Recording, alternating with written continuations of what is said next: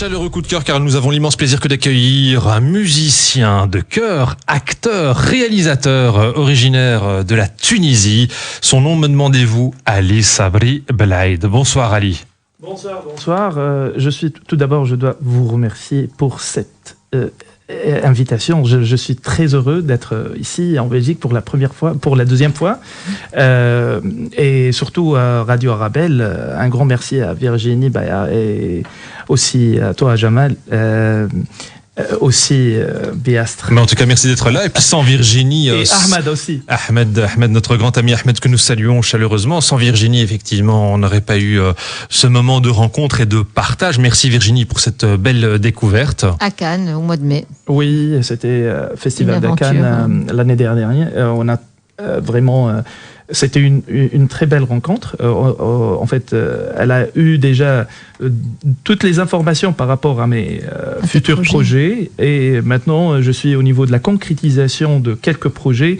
Parmi ces projets-là, Island Baby, le film où Omer Sarikaya, c'est le réalisateur turc hollandais qui m'a invité pour jouer le rôle principal dans ce film-là, aussi d'être son premier assistant réalisateur et coproducteur bien sûr. Donc au niveau de la production aussi, je travaille aussi dans ces jours-là sur le projet série avant-gardiste, si on peut dire ça. Parce que je dois quand même intégrer dans la comédie les messages politiques aussi, même comme en musique, quoi. Donc il y a toujours un message. La musique pour moi aussi, c'est un intervalle où j'ai essayé de marquer une redoutable influence sur les autres, surtout entre guillemets les ennemis d'art. Donc on est fighting all the time. On est dans un combat perpétuel.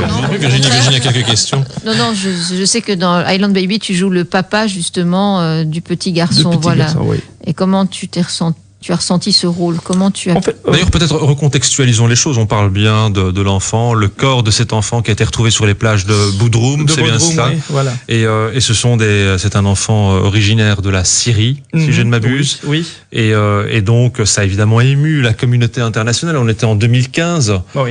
Et donc aujourd'hui vous réappropriez l'histoire. Oui, on a essayé de mettre en valeur la situation actuelle pour les gens immigrants de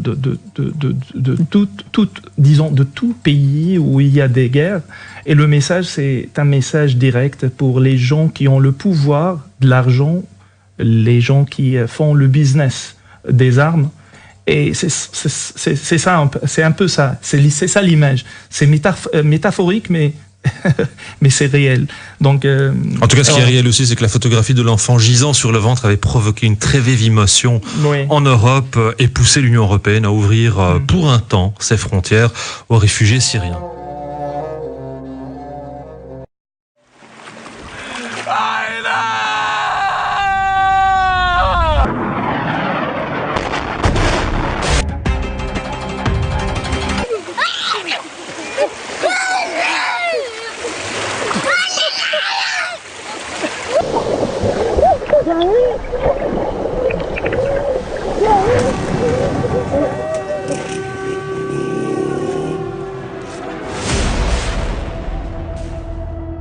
Without knowing that a bomb would explode or not.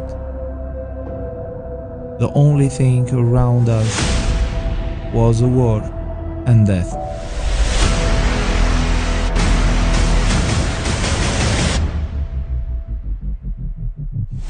Get out of my sight!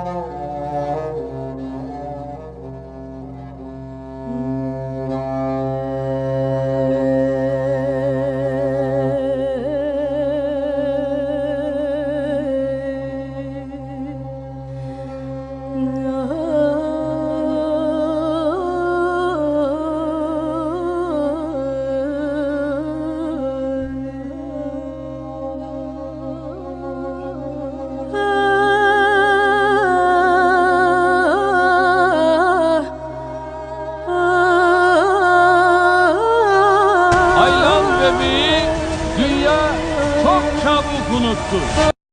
Lori, Lori, Kurem Lori.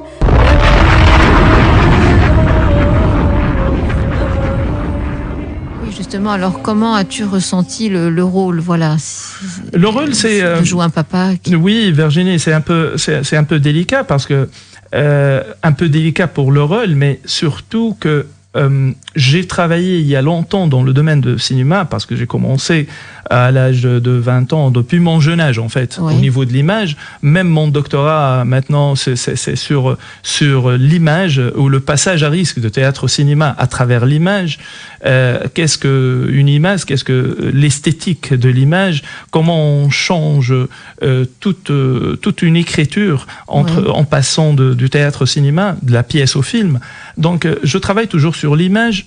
J'ai travaillé qu'autant assistant réalisateur 8 ans entre 2001 et 2009 avec un grand réalisateur irakien qui habite en Tunisie qui s'appelle Dhafar El-Khatib. Aussi, j'étais toujours en communication avec le grand producteur Najib Ayed, le premier réalisateur qui, je dis, mon grand frère, qui reste toujours, est décédé, mais il reste toujours là, je le sens, je sens qu'il est toujours là, voilà. Donc c'est lui qui m'a aidé beaucoup, m'a encouragé de travailler surtout sur l'international. C'est être Ali Sabri Belaïd, le réalisateur international. C'est travailler toujours aussi comme acteur et comédien. 8 ans de théâtre en langue française. En 2008, je me souviens très bien que j'ai travaillé avec Troupe Si Alzar à Marseille et on a commencé à faire le tour avec Narcisse.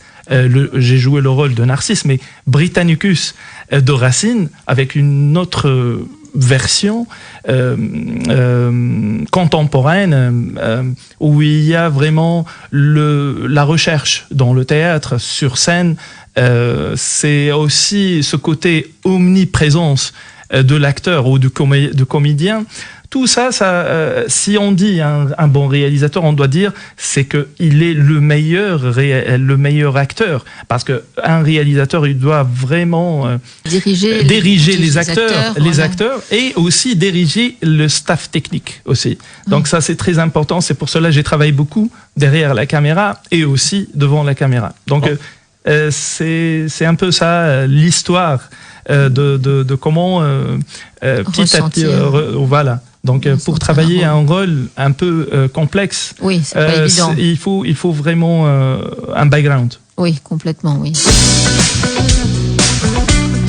Merci d'écouter Au cœur de la musique.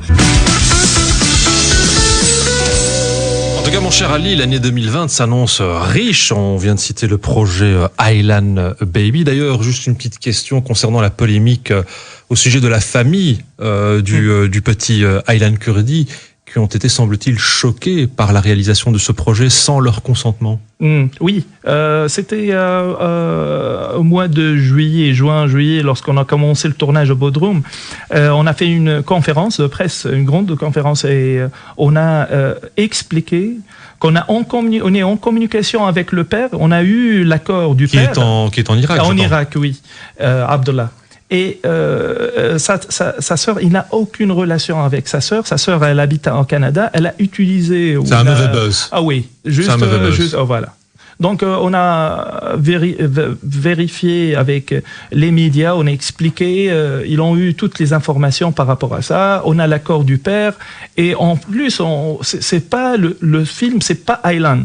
Il y a beaucoup de Aylan. C'est une sorte de parabole. Et il y a beaucoup de Aylan qui meurent quotidiennement. Quotidiennement, voilà. Tout à fait. En tout cas, c'est un film à retrouver en 2020 et c'est le réalisateur turc Ömer Sarıkaya. Oui, Ömer Sarıkaya, c'est parmi les réalisateurs qui cherchent vraiment des sujets intéressants pour mettre en valeur tout ce qui est humain tout ce qui est humain. Et c'est un film qui sera présent dans les grandes salles ou plutôt sur des plateformes type Netflix? On va commencer par les festivals tout d'abord, et après, bien sûr, ça sera diffusé sur. Il y a la possibilité de fixer ça avec Netflix. Mais aussi, je dois vérifier, je dois dire un petit mot par rapport à mon projet. Mais justement, j'allais revenir à ce projet Cannes 2020. Oui. Vous vous êtes rencontrés justement tous les deux à Cannes, et semble-t-il, ce film a l'intention de fournir un regard intérieur et une critique satirique du Festival de Cannes. Festival évidemment renommé au niveau international. Est-ce que Virginie apparaîtra dans ce film? Oui, certainement, parce qu'on va commencer le tournage au mois d'avril. Je suis en communication avec John C, c'est mon manager, et aussi c'est un écrivain et acteur à LA, à Los Angeles.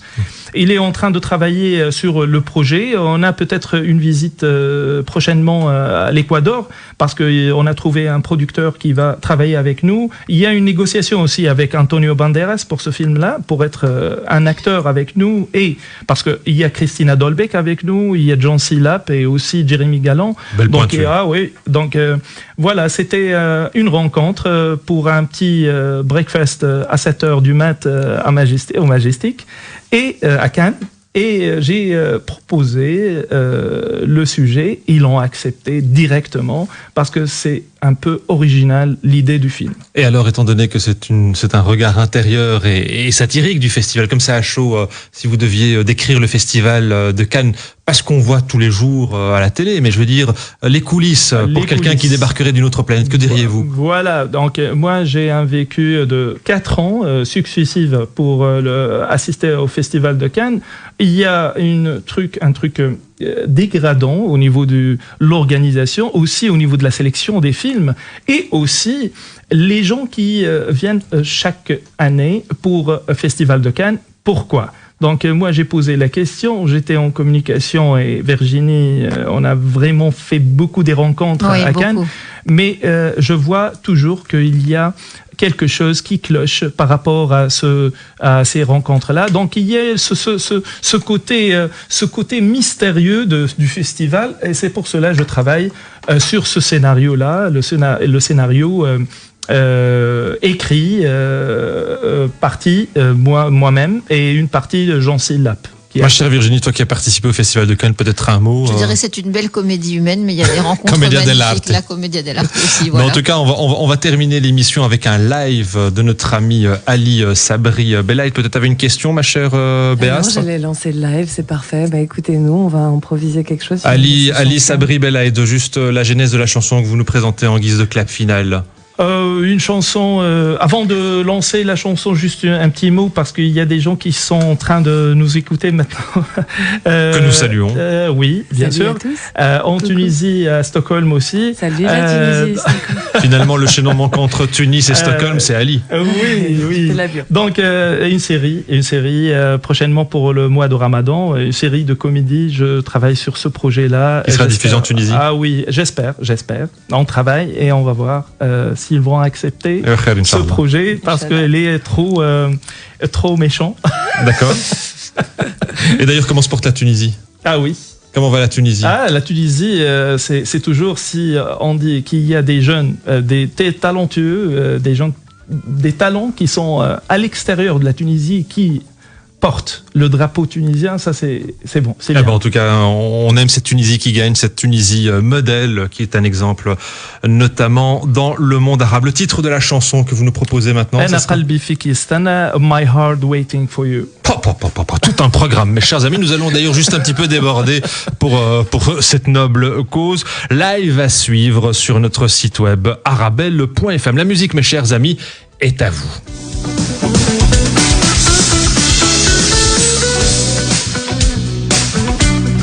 Merci d'écouter Au cœur de la musique.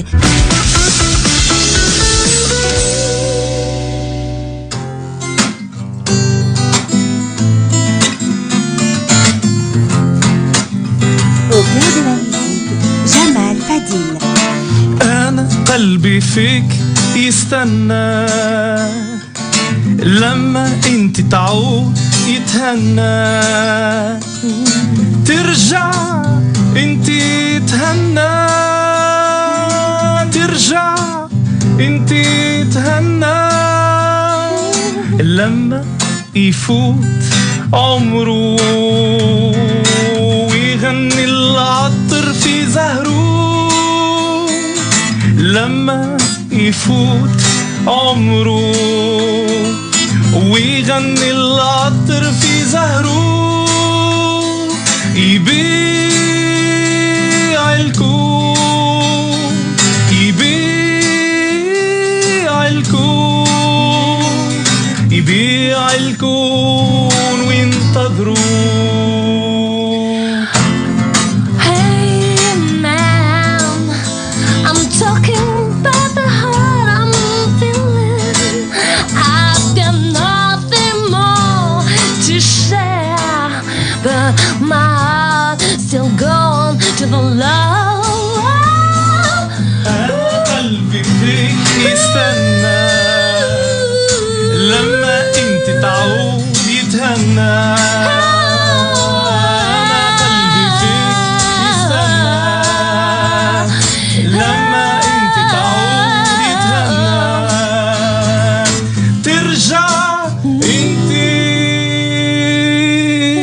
يتهنى.